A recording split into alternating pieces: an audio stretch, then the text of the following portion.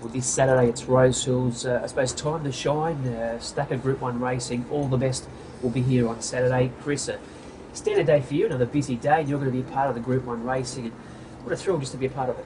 Yeah, it is, Dean. It was even just a thrill to be at Randwick earlier in the week with the new stand, and I think it's going to create a great vibe for Sydney.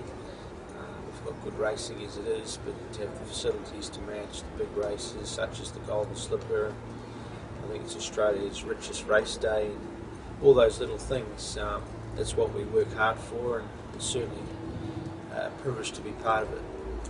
You'll be a part of the BMW. You'll settle up 3 runners. Let's talk about Forteller. Won the Redford Stakes. He's in form, 2,400 metres, weight for age conditions. Has he improved since the Redford? Hard to say. We haven't really tested him too much, Dean. He certainly hasn't taken a backward step, I can tell you that. He's a confident horse, he's fit, he's in winning form, so he'll just be minding his own business, I would imagine, and hopefully he'll draw as well so that he can just get a nice run in transit. We all know that he's got a great sprint, so hopefully he can use that on Saturday.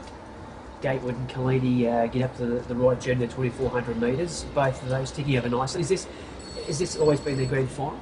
Yes, it has been, and certainly the distance is the key to that. So it's been their target race, and it would have been nice to see them finishing a length or two closer, in particular Gatewood. But both horses, their preparations have been faultless. It's just their race performances that just need to lift a touch. But Kalini in particular, he'll revel in the 2,400 metres, and Gatewood will probably just adapt or just change his riding tactics a little and ride a little bit more reserved on Saturday. Just touching on Forteller again, the 2,400 metres, do you increase his track work, or do you think race day is pretty hard fit and we'll just see what happens Saturday? Yeah, it's a fine line. We haven't changed it, so we're just banking on that race fitness to carry him through to the 2,400. Maybe done a little bit more slower work, but that's all. We want to keep him sharp. And yeah, it's a hard one. You think you're doing the right thing by stepping your workload up, but 9 times out of 10 you flatten it. George Ryder, we see 2 of your racing stars and a new horse going around, but Shootout Dan Lee, what more can we say about them? You know, they've been racing well, the Chipping Norton Stakes performed well there, 1,500 metres home track. Yeah, fantastic horses to train. Shootout's in great form, and he's had 4 weeks to get over that first up run. Thinking back to last preparation, I think he was second up in the Epsom and he was just a bit flat. I think he'll be fine this time, and we'll having that 4-week break and a soft trial in between. So his work has been good, and I'm really looking forward to taking on Piero with him. Obviously it won't be an easy task, but certainly if you can beat a horse like Piero, it's be a great achievement. So he's the horse that's capable of doing it, but Piero certainly has a gun, and there's a few others in there as well that we should be forgetting about. Dan Lee, he's just come up terrific. If there's any rain about it, it'll enhance his chances. If it's a good 3 track, well, he'll be in the mix, but it would find it a little bit harder to get to that top level on that type of track. You trialled both horses in between. Again, you use the trials to stimulate them, give them a little trip away, and especially for these older horses, it's such a bonus. Yeah, it is, and it just, I guess it just means the horse is 100% fit. That seem to lose that nervous energy as well. If they're fresh 4 or 5 weeks between runs, quite often they would sweat up before a race and just use up unnecessary energy. So it's just I guess a double check to make sure that they're well. New addition to the stable, reliable man. Trial recently at Warwick Farm. What I've seen of him, he's walked past here much more. He's a lovely type of horse. He's had a couple of spins on the course proper. What can we expect from him this Saturday? I think just a midfield finish would be ideal. It's not perfect to be taking on these types of horses in this first up run, especially in a new environment. We all know the European horses can take a while to adapt, so I'm not expecting him to win, but a midfield finish should be good. And, he's a serious horse, and the Queen Elizabeth would be a likely target for him second up. and he almost looks like physically he's only going to keep improving, and come spring we're going to see a very nice horse. Yeah, that's when he'll reach his straps, Dean. He's a lovely horse, enjoys his work, and yeah, hopefully Australia can see what he's capable of. Red Tracer went within a whisk of picking up the Cornwall Classic. Ultra consistent mare, she lines up in the Queen of the Turf. Yeah, it was a great run. Just heartbreaking to go so close. But she's racing in great form. She showed there that on a good track she's almost as good as she's on a wet track.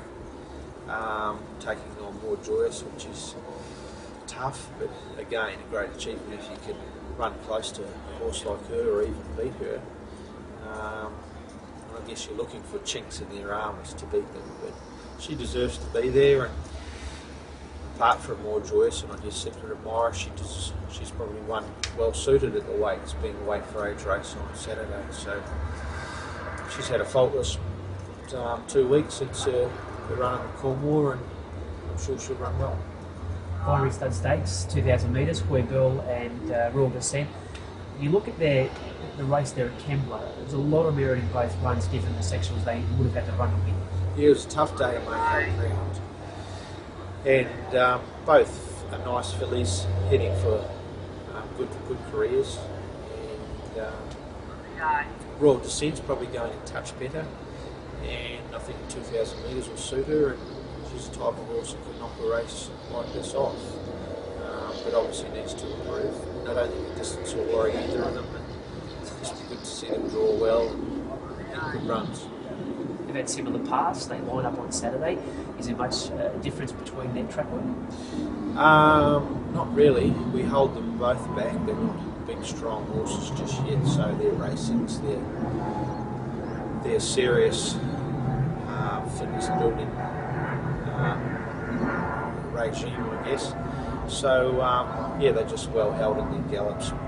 Both are pretty similar horses, and we wait and see race day whether we've done the right thing with them.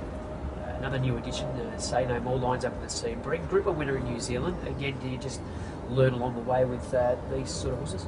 Yeah, we will. There's a couple of options coming up for her. She's not going to be that well suited at the weights in those races, so we've decided to bring her race forward and probably run this Saturday. Won't be an easy task, so it is a learning curve, but as you say, she's a Group 1 winner and they're not easy to come by, so she must have a bit of class. But probably be looking towards Brisbane with her to get really serious, but yeah, hopefully she can show us something on Saturday. And the Neville Selwood, you got a couple of runners in it. Hoy Lonnie, 2,000 metres, looks ideal. Lumiere racing well, progressing nicely, and Sad Con, who again you look at his form and think terrific run, a lot of merit given the way the race played out. Yep, he's been frustrating, and we're trying him up over a bit further. But as you say, at Newcastle, it was hard to make up ground that day. So stepping up to 2,000 metres, hopefully he can firstly relax, then secondly finish his race off well, because he's lost his way and we just need to get him back on track. The other two, Hoy Lonnie and Lonnier. Hoy Lonnie was probably a touch disappointing last start. He was just a bit one-paced, and maybe we rode him a touch close. I think we'll revert back on Saturday just to ride him a little bit further back so he can finish off well. His work over the past 2 weeks has been very good.